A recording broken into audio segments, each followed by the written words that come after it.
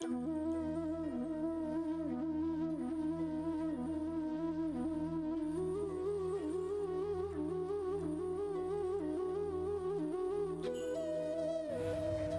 दोस्तों, मैं रोहन शर्मा स्वागत करता हूं आप सभी का आपके अपने चैनल ज्योतिष एंड वास्तु में।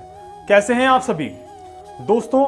आज हम बात करने वाले हैं यहां पर किसान आंदोलन के बारे में। जी हां, किसान आंदोलन का मुद्दा पूरे देश में गरमाया हुआ है, पूरे देश में चरम पर है और कहीं ना कहीं काफी ज्यादा मशक्कत और काफी ज्यादा मेहनत करी जा रही है इस मुद्दे को खत्म करने के लिए, इस टॉपिक को खत्म करने के लिए। पर आज के टाइम में चाहे मीडिया में हो जाए, चाहे एस्ट्रोलॉजी में हो जाए, चाहे देश में हो जाए, किसान आंदोलन का ये जो मुद्दा है ये काफी ज्यादा पावरफुल बनता जा रहा है। जी हां, दिन प्रतिदिन ये जो टॉपिक है ये काफी ज्यादा पावरफुल बनता जा रहा है। मैं पिछले कुछ समय से इसको एनालिसिस कर रहा हूं कि किस तरह से डे बाय डे गतिविधियां चेंज हो रही है, किस तरह से डे बाय डे राशियों के साथ परिवर्तन हो रहे हैं यहां पर, ये मैं जानने की यहां पर कोशिश कर रहा हूं कंटिन्यू। और जैसा मेरा एनालिसिस निकलता है उस एनालिसिस को मैं आपके सामने रखने का प्रयास कर रहा हूं कि अब यहां से परिस्थितियां कैसे जाने वाली है, अब यहां से चीजें किस तरह से खत्म होने वाली है, इसके बारे में हम यहां पर बात करते हैं। देखिए, किसान आंदोलन का जो मुद्दा है, जो टॉपिक है, किसान आंदोलन का जो प्रोसेस चल रहा है, ये काफी ज्यादा एस्ट्रोलॉजिकली बात करेंगे सारी की सारी। हम जो भी बात करेंगे वो ग्रह गोचरी व्यवस्था के हिसाब से बात करेंगे। तो एस्ट्रोलॉजिकली देखा जाए तो ये जो टॉपिक है ये पूरे देश में काफी उलझाने वाला टॉपिक है। जी हाँ दोस्तों, एस्ट्रोलॉजिकली ये टॉपिक जो है वो पूरे देश को काफी ज्यादा उलझाने वाला है और ये एक शुरुआत है एक नए परिवर्तन की या फिर एक नए बड़े आंदोलन की। एक तरह से आप बोल सकते हैं कि ये एक शुरुआत है। मैं ऐसा क्यों कह रहा हूं, आखिर मैं क्यों बोल रहा हूं कि ये एक शुरुआत है, इसको जानना बहुत ज्यादा जरूरी है। देखिए, शुरुआत से मेरा मतलब क्या है, इस बात को समझिएगा पहले। शुरुआत से मेरा मतलब है यहां पर, क्योंकि अगर यहां पर ये किसान आंदोलन का मुद्दा जो स्टार्ट हुआ नवंबर के एंड से अच्छे लेवल पे और दिसंबर में ये चल रहा है और यहां पर पूरे चांसेस हैं कि ये जो टॉपिक है ये लंबे समय तक चल सकता है। अगर इसे 20 तारीख के पहले खत्म नहीं किया गया तो ये लंबे समय तक आगे जा सकता है। वैसे 6 तारीख बाद, जो कि संडे का दिन था, उसके बाद से इसमें कहीं ना कहीं राहत महसूस होते हुए दिखेगी। ऐसा लगेगा कि चीजें यहां पर अच्छी हो रही हैं। ऐसा क्यों लगने वाला है, इसको हम देखें यहां पर। तो देखिए, जब भी सूर्य जो है एक अच्छी डिग्री में प्रवेश करता है, एक अच्छे लेवल पे प्रवेश करता है, तो कहीं ना कहीं पॉजिटिव रिजल्ट्स दे देता है। और अभी का अगर हम लेवल देखें यहाँ पर, तो मंगल जो है वो यहाँ पर मीन राशि में, सूर्य जो है वहां पर वृश्चिक राशि में, मंगल की राशि में यहाँ पर बैठे हुए हैं और बहुत जल्द सूर्य भी यहाँ पर ट्रांजिट करने वाले हैं। जब सूर्य यहाँ पर ट्रांजिट कर जाएंगे और सूर्य धनु राशि में आ जाएंगे, तब भी एक अच्छा माहौल बनेगा। देखिए, एक अगर दूसरी चीज हम देखें, काल पुरुष की कुंडली और भारत की कुंडली का अध्ययन करके देखें, तो यहाँ पर जुपिटर जो है वो यहाँ पर शनि के साथ नीच भंग राजयोग भी बना के बैठे हुए हैं और शनि स्वराशि बैठा हुआ है। भारत की कुंडली में 9th हाउस में शनि बैठे हुए हैं। जी हां, भारत की कुंडली में 9th हाउस में यहां पर शनि देव बैठे हुए हैं। स्वराशि, भाग्य स्थान का स्वामी, भाग्य का मालिक भाग्य में ही बैठा हुआ है। तो ये तो एक बहुत बड़ा योग बन गया यहां पर। प्लस जुपिटर वहां पे नीच के बैठ के नीच भंग राजयोग भी बना रहे हैं। तो फिर गरीब किसानों के साथ ये जुल्म क्यों, तो फिर गरीब किसानों के साथ ये प्रॉब्लम क्यों, ये परेशानी क्यों?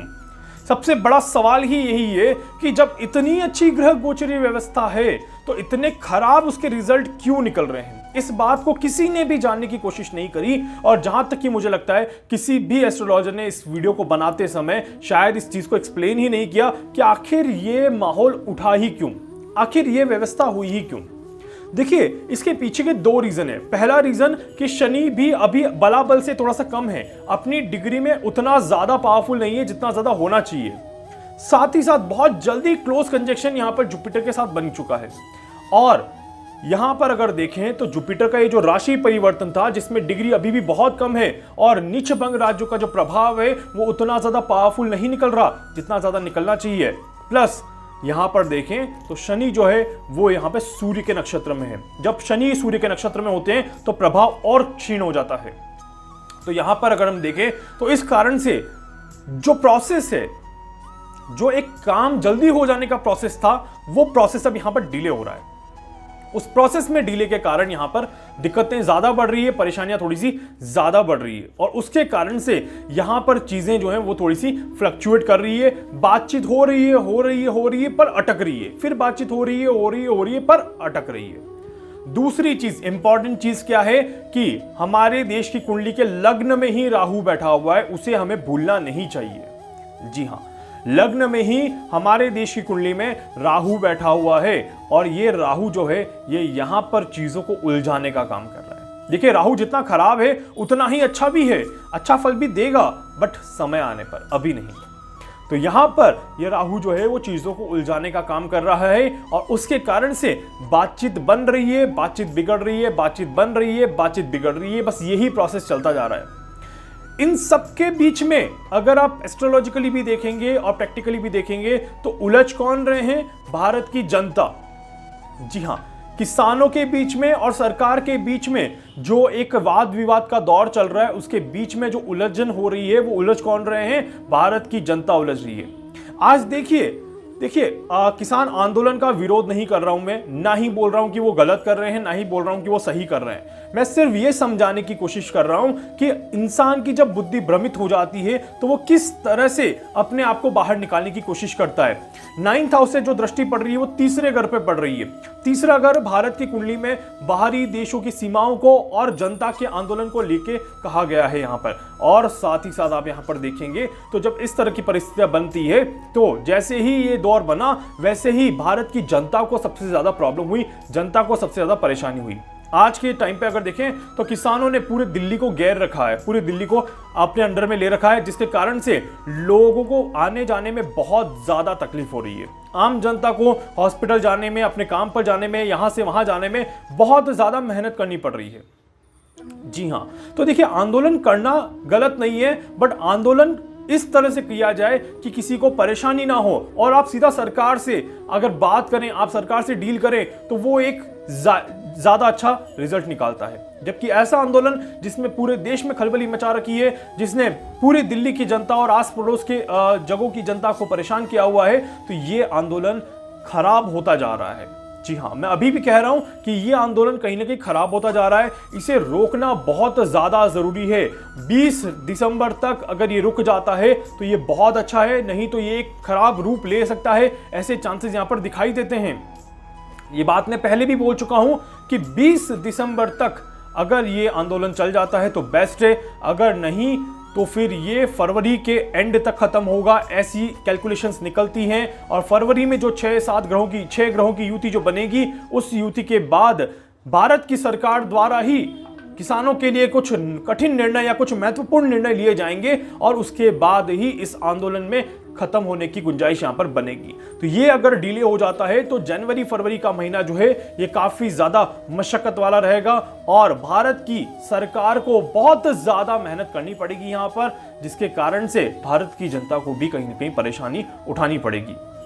तो एस्ट्रोलॉजिकली कैलकुलेशन क्लियर है। यहां पर हमने पहले भी कहा था कि आंदोलन होंगे, अभी भी कह रहा हूं आंदोलन होते रहेंगे, अभी भी। ये खत्म हुआ तो कोई दूसरा आ जाएगा, तो इसीलिए एक को पकड़ के रखें बट अच्छे से इसको डील करें और खराब समय में ज्यादा आंदोलन से गिरने की बजाय एक ही को खत्म करके शून्य करने का प्रयास करें तो ज्यादा अच्छा रिजल्ट रहेगा। तो भारत की सरकार को यहां पर बहुत सोच के, बहुत समझ के एक नियमित रणनीति बना के यहां पर किसानों से बातचीत करनी चाहिए और किसानों को भी अपनी बात को अच्छे से समझाना चाहिए, ताकि दोनों एंड से जब बराबर बात निकलेगी तो कहीं ना कहीं ये आंदोलन जल्दी खत्म हो जाएगा।